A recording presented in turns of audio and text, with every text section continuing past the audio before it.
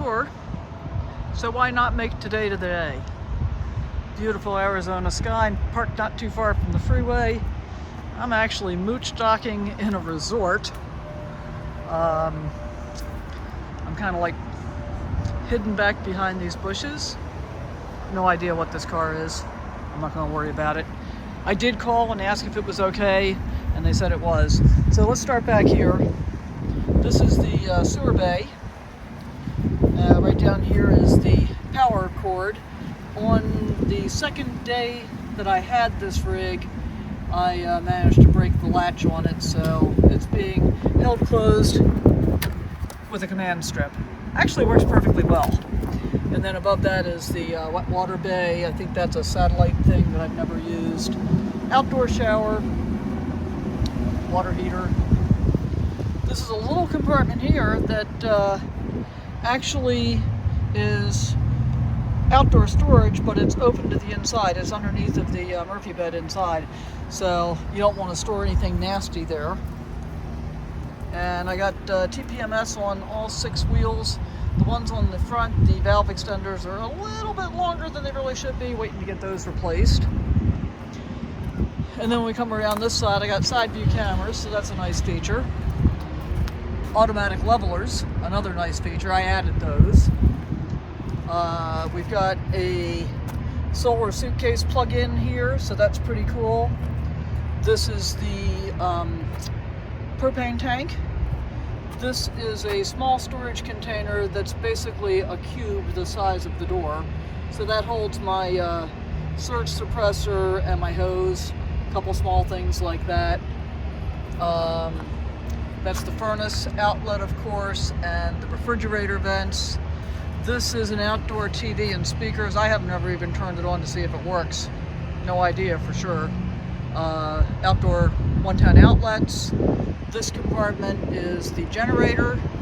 And this one, which looks like a really big outdoor storage compartment, isn't all that big because right from about here-ish, everything above here is inside storage, just like the one on the other side. So there's not that much. And then everything from about here down is all my solar controller and inverter and batteries and stuff like that. And then on the back there's a ladder to get up to the roof. I've got a really nice One-Up USA bike rack with a ramp. I'll be doing a review on that sometime soon, I hope. So yeah, rear view camera. So let's go ahead inside. All right, so starting in the cab.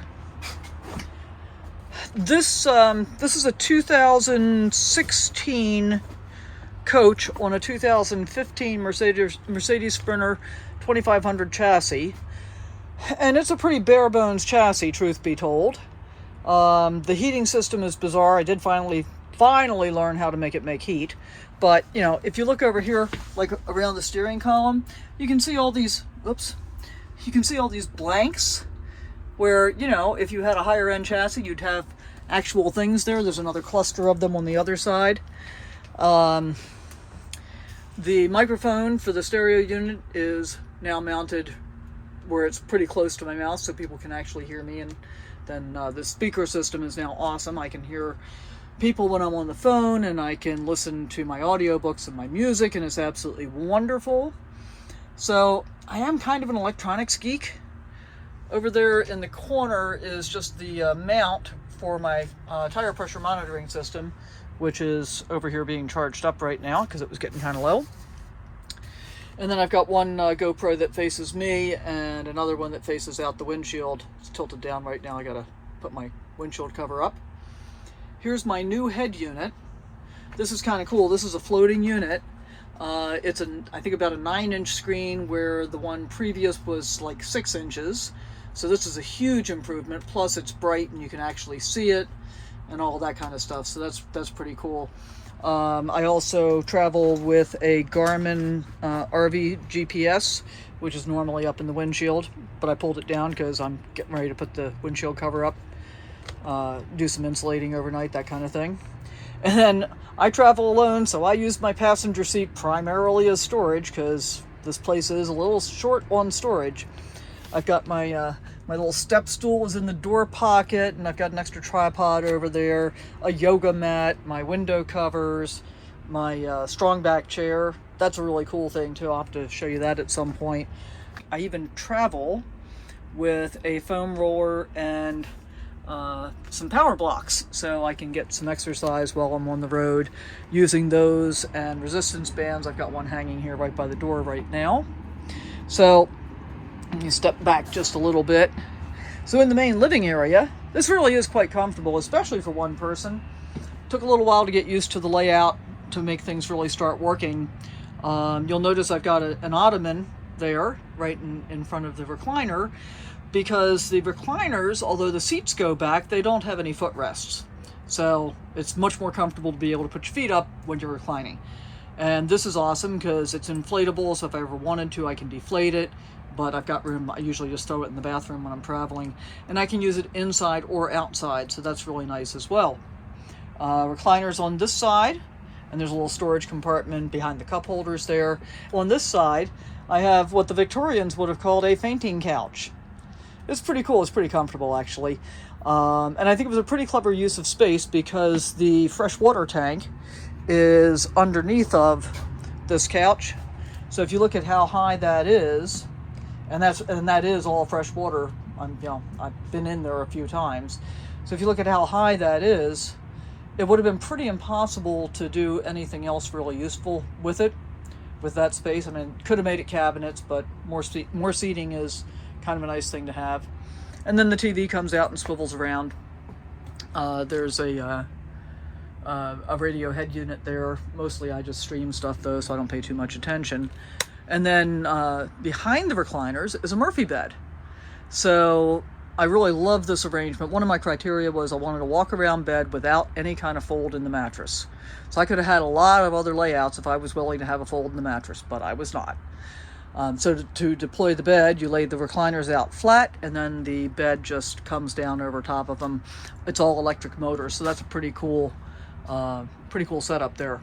And then there's also a window behind the bed, which you don't get the benefit of when the bed's up, but that's okay. Nice to have, like in the evening time when you're sleeping, if it's warm, to have that. So it's a corner kitchen arrangement. Works out okay. I'm not super thrilled with the double sink. That feels clunky to me. I'd much rather have just a larger single sink, so I'm going to take a look into doing that. I did the backsplash myself. I ordered peel and stick tiles from Home Depot. And I think it came out really nicely, because before that, the entire backsplash was just this, brown wallpaper. So the kitchen looked much darker than it does now. And they told me how much material I needed to be able to cover. And they said, you got to order 2 boxes. I really didn't think I was going to need it. And of course I did.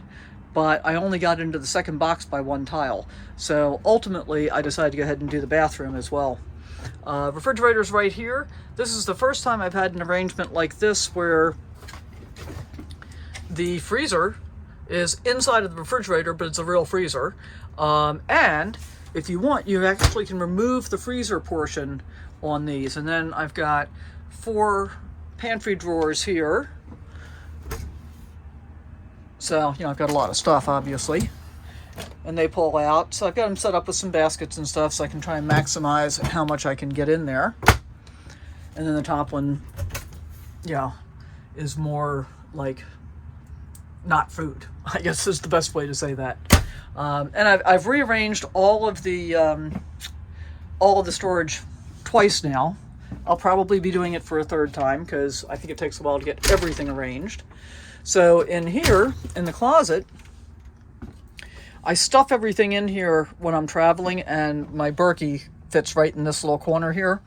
And then I use my bathrobe to kind of cushion it so that it doesn't get scratched up or anything. I built the shelving unit in the closet, and all of my bins fit perfectly for my clothes. Before I did this, all my bins were just stacked up, and I had to, yank out 2 or 3 or 4 of them to be able to get to the thing in the bottom. This is much, much easier to deal with. And then normally my toiletries and stuff just sit right out here on the sink. Nice size sink, really like that. Nice size counter, the sink's average size, really like that. I like the fact that we've got this medicine cabinet over the sink, and then there's another cabinet over the toilet.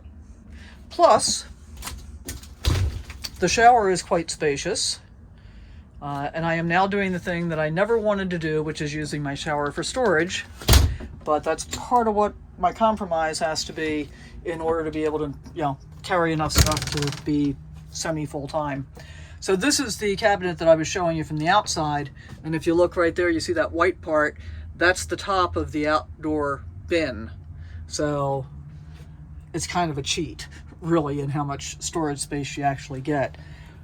So some things that are great, some things that are not so great. If you look at the hole here where the table's supposed to go, or there, or there's another one right about there.